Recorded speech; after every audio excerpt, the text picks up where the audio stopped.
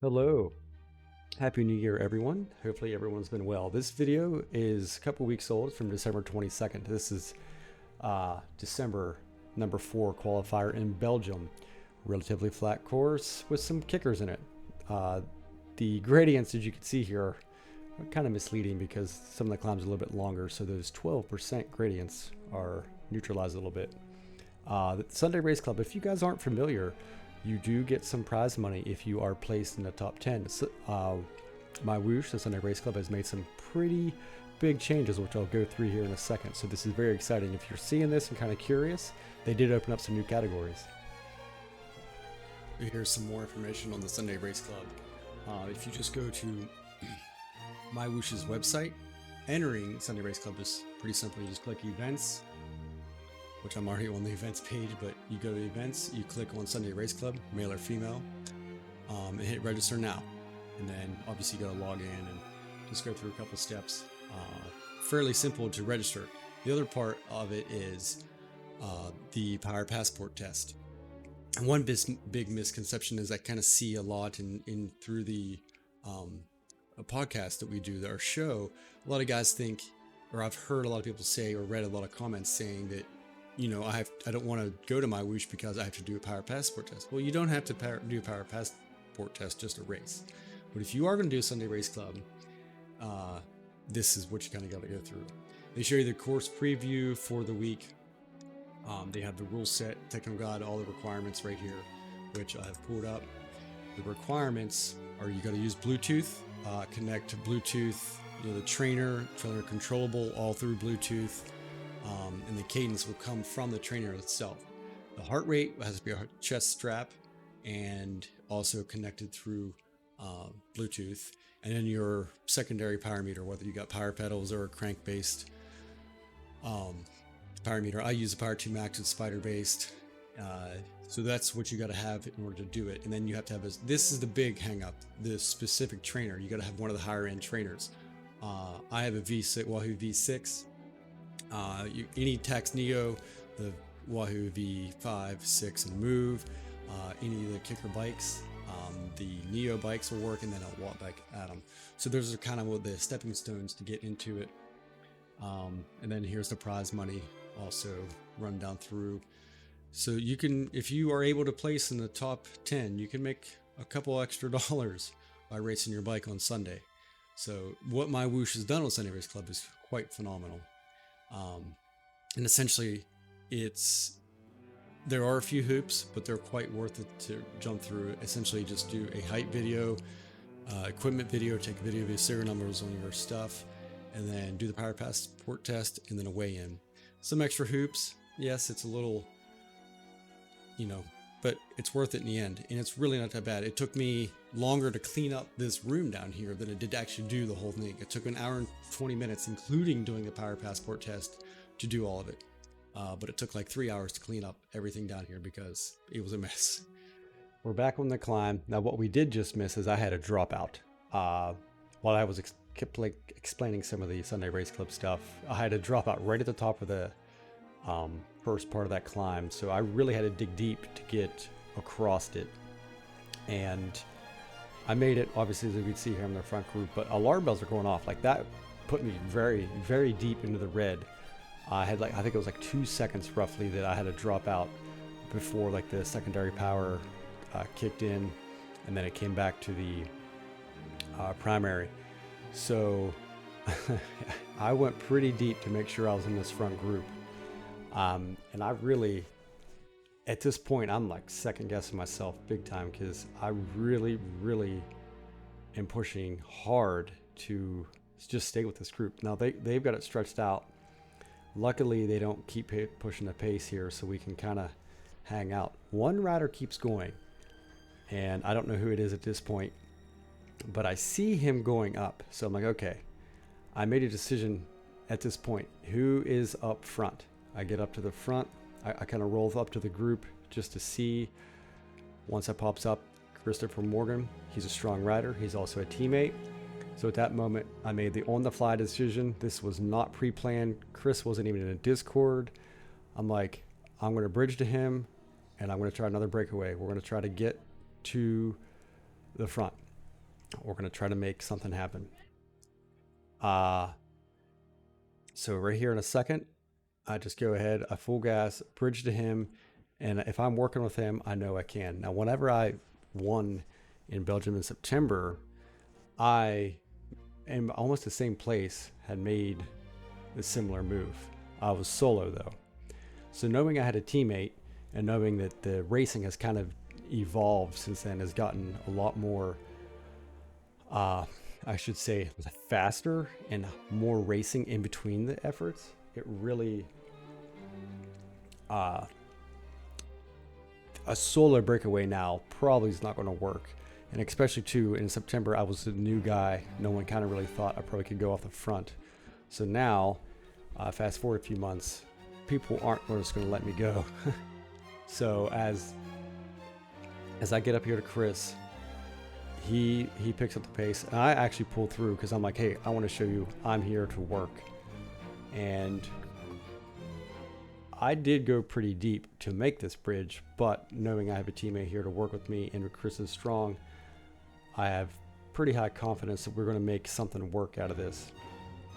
And the group right there in the back, obviously it's early in the race, so they're just kind of seeing things, how things are going to go. Now I figured right here, once they spiked up, they would catch us. But as it turned out, they did hit the sprint a little hard, but they didn't carry that through. And this course, this is a really challenging course, but it's excellent. Like some of the other platforms have courses that have steep race courses like this, and it is a lot of fun. I do enjoy Belgium to race it. Don't enjoy just free riding here because of how steep it is. So at this point, I'm kind of just watching what the group behind us is doing, keeping an eye on them, trying to make sure one of us, whether it's I'm pulling or Chris, we are doing more watts per kilogram than the group behind us. At this time, I've said on Discord a few times, like trying to talk to Chris, he's not there, so there's no communication outside of whatever we, hand signals or emotes we do in game. And from my memory, I had lost about 20 seconds or so per climb from September. So I'm trying to remember on the fly how much time I lost and kind of know what kind of lead we needed in order to actually make this break work. And I don't know what Chris is feeling. I don't know if he's on the limit or if he's kind of metering these climbs. The group behind us, they are giving us a little bit of leadway, but really 30 seconds on this course is not much, because I'm pretty sure this first climb we lose 20 seconds to them right off the bat.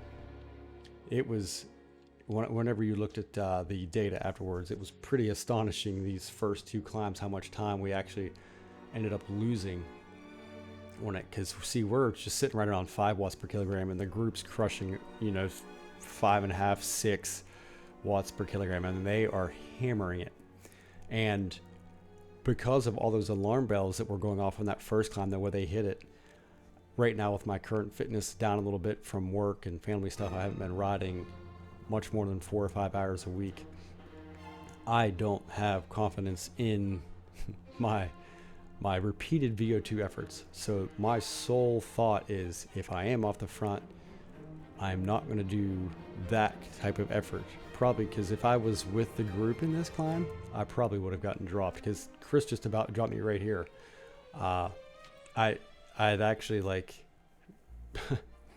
when I got that gap there, it was, I almost wanted to give up, but I knew I couldn't. So ultimately on that, we only lost about 5 seconds here, but I know the climb times that they actually did were, it was around 20 seconds quicker, if not more.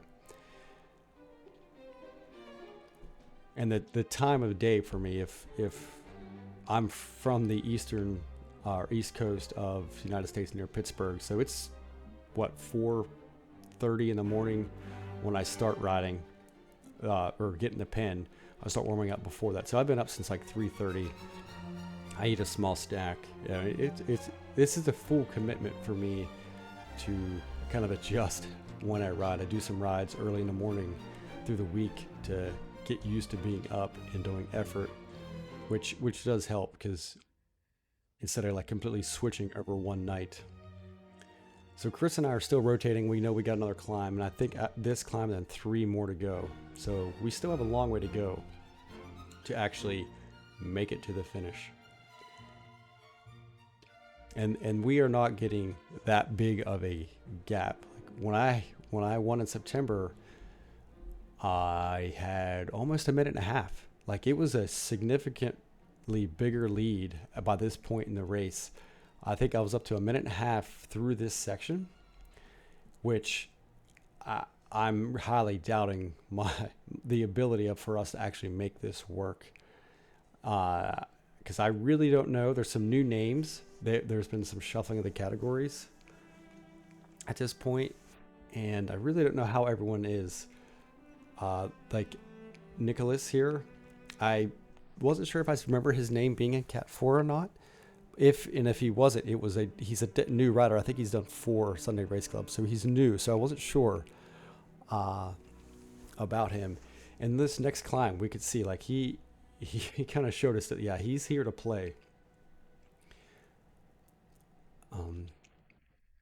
As we roll through this,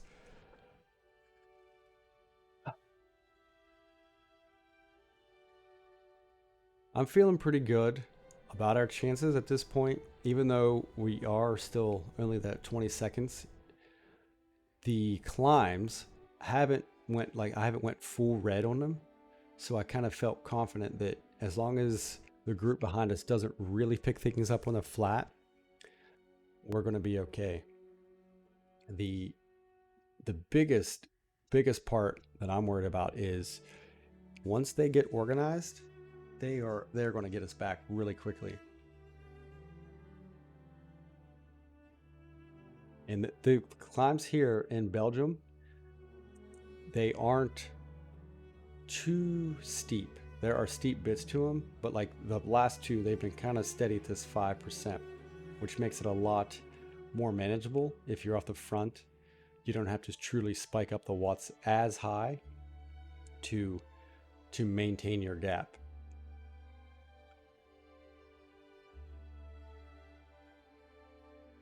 And as we see right here, look, Nicholas left the group. Now, this is an important decision. Nicholas is bridging.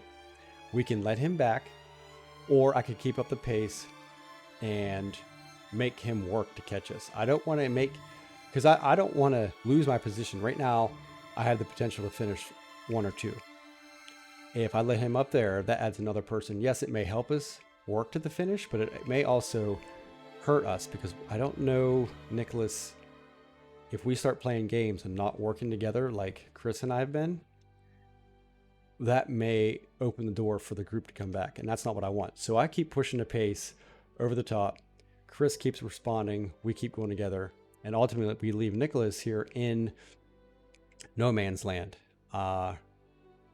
If I had kind of known, like, obviously he wanted to make that bridge, but in the same sense, I didn't want to just let him back. If he would have worked, did the effort to get back, it would have been fine. But in the same sense, I also didn't want to give up a potential position for the finish if I just let him back. And next thing you know, there's one more contender that I have to work with. Right now, it's just me and Chris. So we have a flat section here. And the big thing is, I'm really just watching the watts per kilogram and trying to match or keep ours higher. But also, like, I got to recover. On my live stream, I did say, guys, I'm really hurting at this point. So Nicholas is still in no man's land, unfortunately. He's doing all right. He's still holding off the group. And then Chris and I are still holding our gap in the 20 seconds here. And I'm assuming the thought process from the guys in the group with the same thing is they've got 2 climbs left, 20 seconds is going to come back together. Especially with that final climb, I'm not even going to try to pronounce these climbs in Belgium, but the final climb is basically a wall you hit. it's tough. So we got about 2K to the last climb here. And fortunately, with this breakaway that Chris and I have here, we've worked together well. We've matched, kind of pulls. I've been trying to do 30 seconds to 45 seconds. That's been kind of what I've been aiming for. Chris has been doing about the same, but as soon as I see one of us watts per kilogram drop below the group behind us, I take over, or I let Chris take over. Now coming to the climb here, now I don't know if Chris was just communicating that he was kind of tired, because at one point he waved, and I don't know if he meant he was done or not. And then I get the answer right here in a second, because I've been holding steady 4.8 to 5.0 on these climbs. That's kind of at this current time. It's not my comfortable level of VO2. So I just keep holding what I'm comfortable with. And as you can see, Chris, he's fading a little bit. So with 8Ks to go, I'm like, all right, this is all up to me. Like, I'm not going to have help because I can't wait for Chris. Nicholas, he's really, really hammering back there. So now I'm worried. Okay, he's going to catch up to Chris. They're going to come back for this final climb. It is kind of lucky that it's more downhill to the finish. So I was able to take a little bit of rest coming into the finish. And I still don't have very, very much confidence in actually making it to the finish, because how close the group is, and I know how steep and how hard that was. The last time I came up here, I think at the bottom of the climb, there was 45 seconds roughly.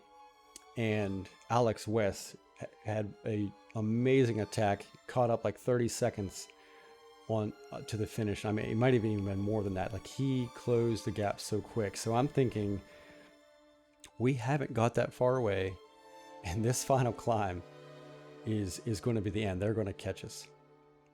So still trying to hold some watts, still trying to recover, get that heart rate down, because my heart rate been up to mid 170s on every climb, and for me that's pretty high. My max heart rate's right around 182, and my typical max is about 178 to 180. That's honestly very rare for me to get into the 180s right now. So once I enter this tunnel, I know I don't have very much longer before I hit that final climb. And as we get to this final climb, I'm going to let the live stream from MyWhoosh play, because the announcing team, it was phenomenal and very exciting listening to them call the race and show their footage.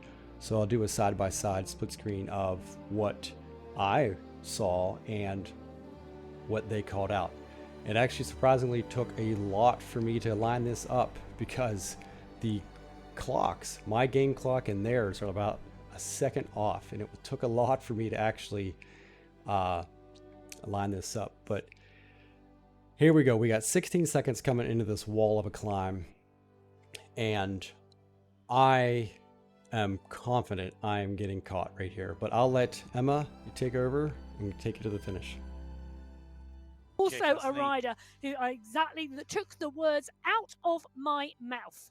Well, here we go. Brian White is hoping that they don't take the victory away from him. He had got clear. There were two chasers, then a group of five. The 5 and 2 come together. 7. You see him behind White at the moment, being led by the polka dot skins of Nico Sergio.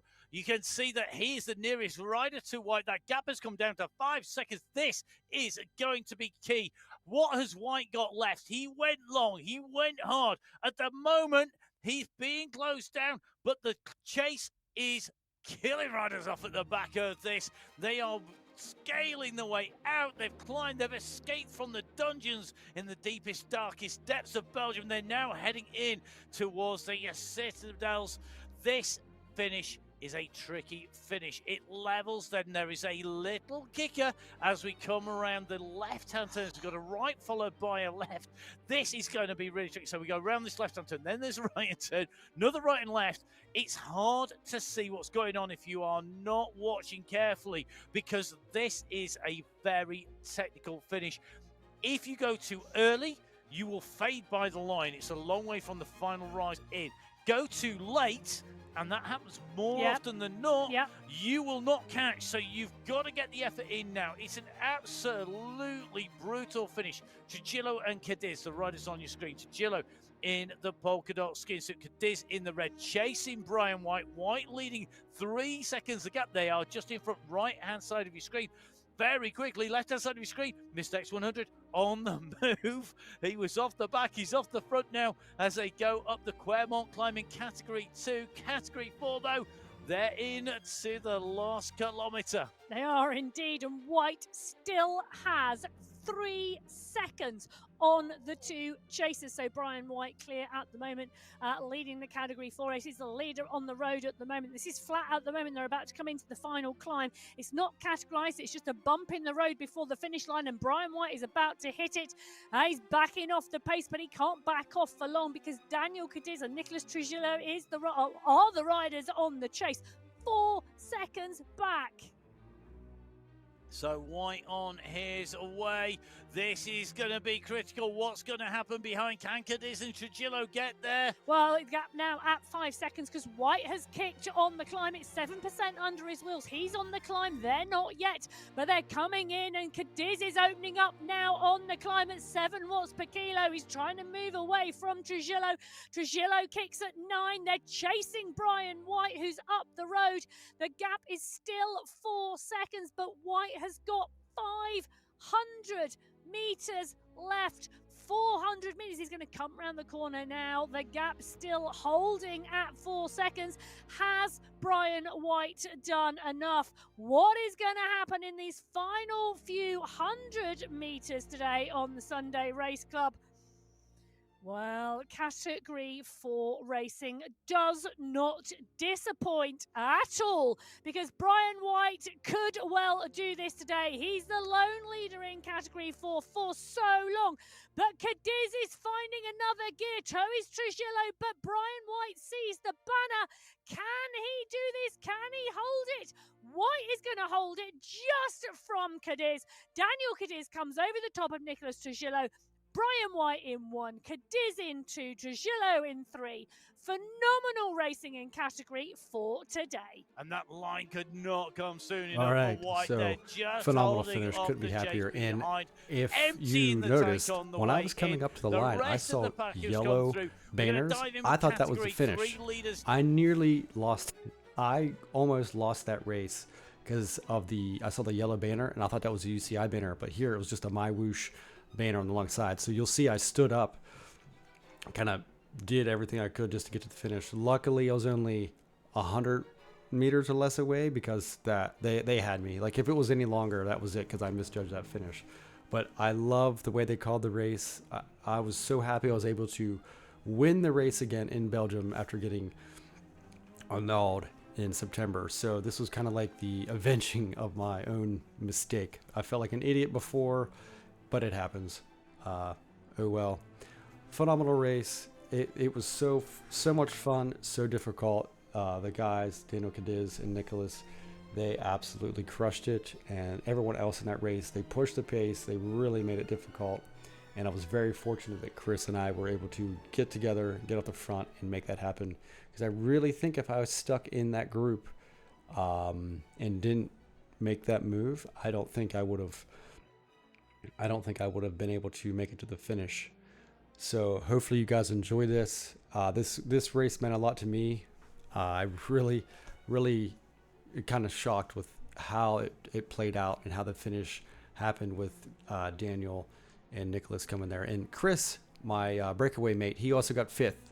So he hung in there, and he was able to pick up a podium spot for a little bit of a payout there at the end. So can't beat that. A lot of fun. I really enjoy MyWhoosh, the changes they're making. So I really hope it continues. And I really hope everyone enjoyed the video. So I really appreciate it. Thank you.